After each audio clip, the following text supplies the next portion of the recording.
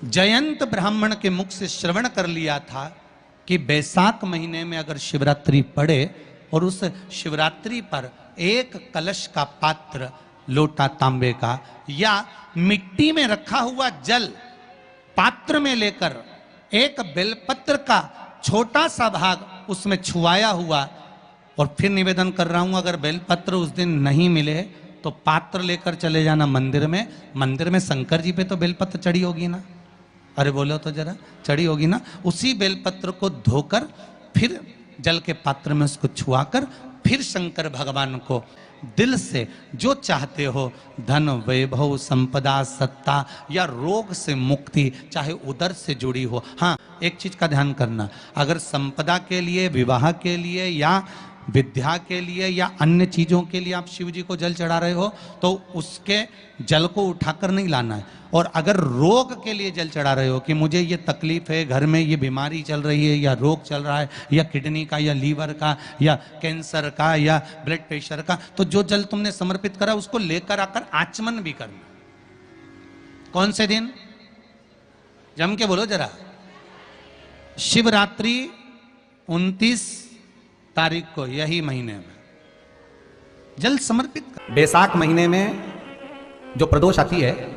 बैसाख के महीने में बहुत ध्यान से सुनना भाई, जो अपनी जिंदगी से बहुत तंग आ गए हो, परेशान हो गए हो, कष्टमय जीवन जी रहे हो, बहुत दुखी हो गए हो, उनके लिए ये स्कंद पुराण का चरित्र फिर मिले ना मिले आप प्रेम से सुनिए भाव से। पहला, बैसाख महीने की प्रदोष, चाहे वो शनिचरी प्रदोष हो, चाहे रविवार की हो, सोमवार की हो, मंगल की हो, बुधवार की हो, गुरुवार की हो, शुक्रवार की हो, शनिवार की हो, कोई भी वार की हो, पर बैसाख महीने की प्रदोष, प्रदोष काल में शाम का समय सूर्य डूब रहा हो, बस डूबा ही हो, और उस समय पर सूर्य के डूबन के तुरंत बाद बाबा को धतूरे के साथ में बेलपत्री ना चढ़ाते हुए बेलपत्री के वृक्ष के 7 कांटे बाबा के शिवलिंग पर समर्पित करे जाते हैं महाराज, अपनी जिंदगी में अड़चनों को हटाने के लिए। फिर आप जिस व्यापार में उतरे, जिस व्यवसाय में उतरे, जिस नौकरी में उतरे, आप दिल से करें, आपको तरक्की मिलेगी। आप हार नहीं सकते, नीचे नहीं आ सकते, उन्नति पर ही चढ़ेंगे। एक वैशाख मास की प्रदोष। दूसरा, शिवरात्रि के दिन मध्याह्न का समय महाराज, जो बड़ी शिवरात्रि होती है माघ की, बड़ी शिवरात्रि के अंतर्गत मध्याह्न का समय, दोपहर के ठीक 12 बजे, चाहे फिर वो कोई भी दिन हो महाराज, शिवरात्रि जिस दिन पड़ रही हो, उस दिन भी धतूरे के साथ बाबा को 7 कांटे बेलपत्री के वृक्ष के समर्पित होते हैं महाराज। इसमें आप ये वाले जो कांटे हैं जो शिवरात्रि के दोपहर 12 बजे वाले हैं, अगर कोई मदिरा पीने वाला हो, व्यसन में डूबने वाला हो, कोई जुआ खेलने वाला हो, कोई गलत वैश्यावृत्ति करने वाला या अपने मार्ग से विचलित कोई व्यक्ति है, उसके लिए भी ये कांटे बहुत काम आते हैं महाराज। दूसरा, पार्वती तेरे द्वारा तेरे नयन अश्रु से जो प्रगटा हुआ बेल का वृक्ष है, द्वितीय शूल में वहां धारण करता हूं, तृतीय शूल, तीसरा शूल जो वर्णन करा गया महाराज। भगवान श्रावण के महीने में, श्रावण के महीने में जो भी दूसरा सोमवार पड़े, जो भी पड़े श्रावण के महीने का दूसरा सोमवार, आप सबको पहले भी श्रावण के महीने में जो कथा कही उसका व्याख्यान वर्णन करा कि श्रावण का महीने का महत्व क्या है, वो भी आपको ऑनलाइन कहा में आप लोग सुन चुके हैं, लाइव कथा में श्रावण का पूरा महत्व बताया था कि श्रावण के महीने में शंकर भगवान को पूरा लेखा जोखा का भार प्रदान किया गया था। दूसरा सोमवार, श्रावण के महीने का जो दूसरा सोमवार होता है, उस दूसरे सोमवार में रात्रि के समय पर, अर्थात शास्त्र अब घड़ी और पल का स्मरण करेंगे तो रात्रि के बजेंगे 10 से 12 बजे महाराज, 10 से 12 के बीच में धतूरे के साथ बाबा को शूल समर्पित होता है महाराज। ये भी हमारी बाधाओं को, हमारी तकलीफों को, व्यापार व्यवसाय के लिए, नौकरी सर्विस के लिए, बहुत सारे एग्जाम में आप बैठ लिए, गवर्नमेंट एग्जाम के लिए बैठ लिए, नहीं हो रहा, ये 3 बार मेरे शंकर को बेलपत्री के वृक्ष के शूल समर्पित होते हैं, उसका आनंद पाना। बेल का जो फल होता है, बेलपत्री का फल, उसका जैसे गुर्दा, उसके अंदर का जो भाग होता है बेल का, वो गुर्दा,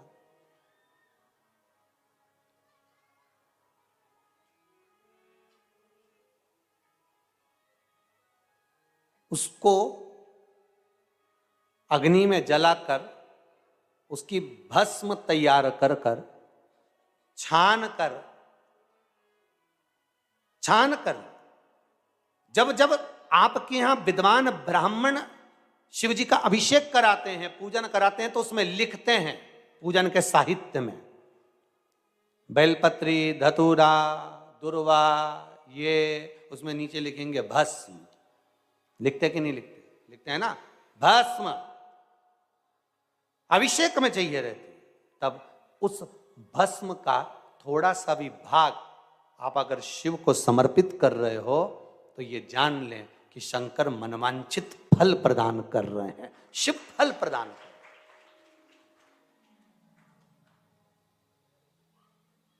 महाराज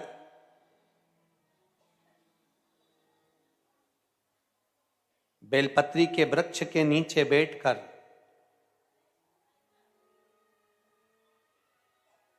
हाथ में एक बेलपत्र का पत्ता रखकर आप पंचाक्षर मंत्र नमः शिवाय, ओम नमः शिवाय या श्री शिवाय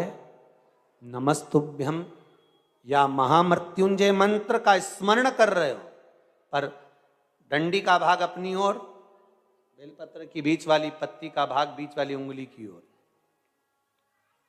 रखकर अगर आप स्मरण कर रहे हैं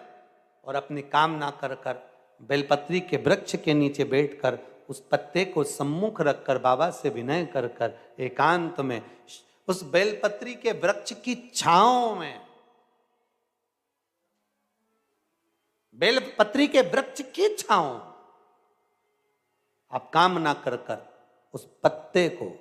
शंकर भगवान के ऊपर समर्पित कर रहे हैं, तो ये जान कर रखें कि पार्वती और शिव का मिलन करवा रहे हैं और अपनी मनवांछित फल कामना पूर्ण करवा रहे हैं। क्योंकि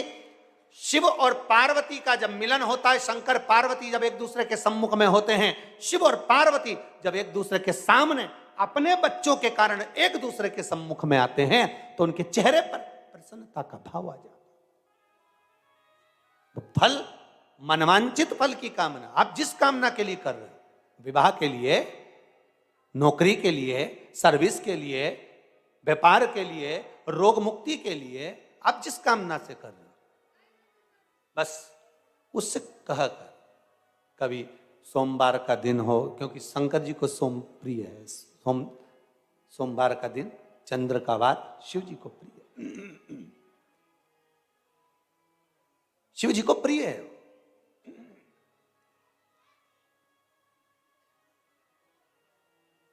किसी ने पूछा, गुरुजी शिव जी की प्रियता चंद्र में? हां, क्योंकि चंद्र शीतल है, शंकर भगवान के कंठ पर विष है,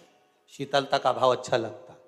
शंकर भगवान को इसलिए कहते भोले, भोले को भोला पसंद है। आप जितने भोले रहेंगे, दुनिया के लोग भले आपको मूर्ख कहें, पगला कहें,